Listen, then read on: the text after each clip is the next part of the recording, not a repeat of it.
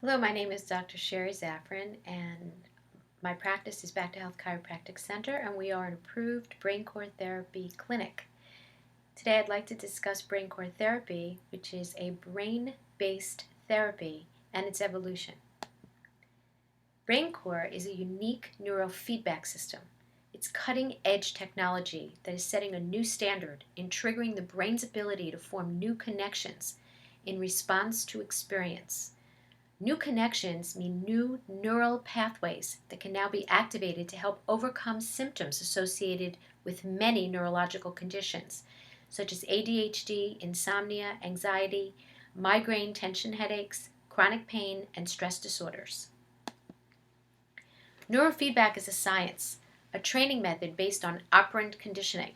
The patient is rewarded for producing a certain brainwave. The reward may be visual, auditory, or tactile. The patient eventually learns how to control the production of the brainwave voluntarily. This results in the alleviation of neurological symptoms. If a parent explains to a child how to ride a bike, that child would still not be able to ride one. The mind's knowledge does not always translate into information for our brain. Our brain learns from experience, and we do that with the help of neurofeedback. In this case, riding a bike, gravity is the feedback. Sometimes tools can assist the learning process, such as using training wheels. Eventually, the brain develops new neural connections that translates into, "Look, Mom, I can do it."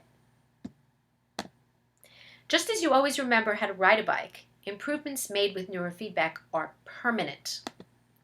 In fact, Dr. Frank H. Duffy, a professor and pediatric neurologist at Harvard Medical School, stated that neurofeedback should play a major therapeutic role in many difficult areas.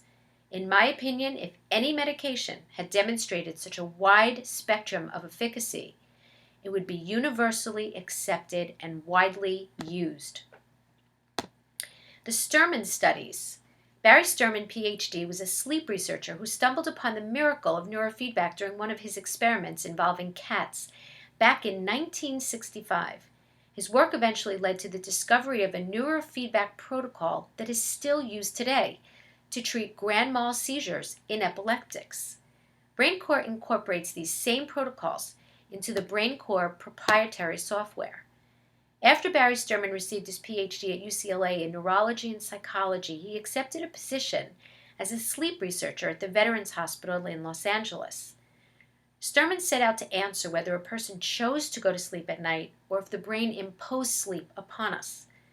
Prior work by Pavlov indicated that it was a choice. STERMAN set out to replicate Pavlov's studies, only this time while using an EEG to observe the brainwaves. STERMAN began his study with 30 cats. All of the cats were connected to an EEG so that STERMAN could observe their brainwaves during the experiment. First, the cats were conditioned to press a lever to get a reward of milk and broth. During this initial phase of the experiment, nothing unusual was observed on the EEG. He then introduced a tone. If the cat pushed the lever while the tone was sounded, the milk would not be delivered. The cat had to wait until the tone stopped. To the surprise of the researchers, the cat entered a unique state after this variable was introduced. The cats remained absolutely still, but extremely alert, waiting for the tone to finish. The same state a cat enters while hunting in the wild. During this time of motor stillness, STERMAN observed a new brainwave that had never been seen before.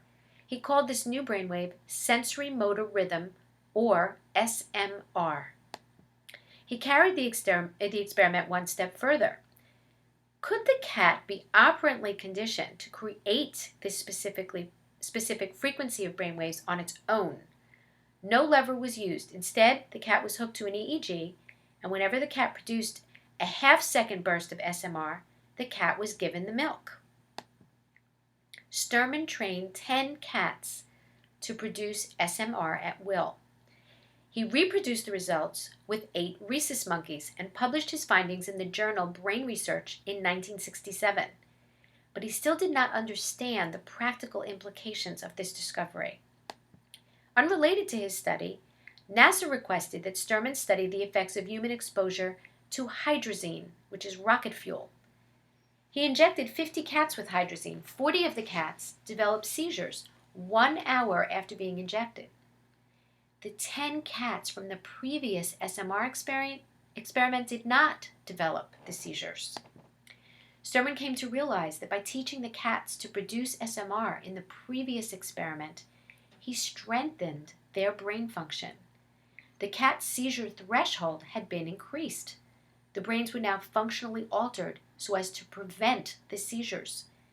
These studies clearly demonstrate that the effects of neurofeedback were clearly physiological and not placebo. STERMAN began training epileptics to produce SMR using neurofeedback. He was able to demonstrate a 70% reduction in grand mal seizures and published his findings in Epilepsia in 1978. Joel Lubar, PhD, built on Barry Sterman's work to develop the protocol for ADD, ADHD that is still used today in the BRAINCORE protocol for ADD, ADHD. Over 100 published articles, more than 25 studies showing the efficacy of neurofeedback for ADHD.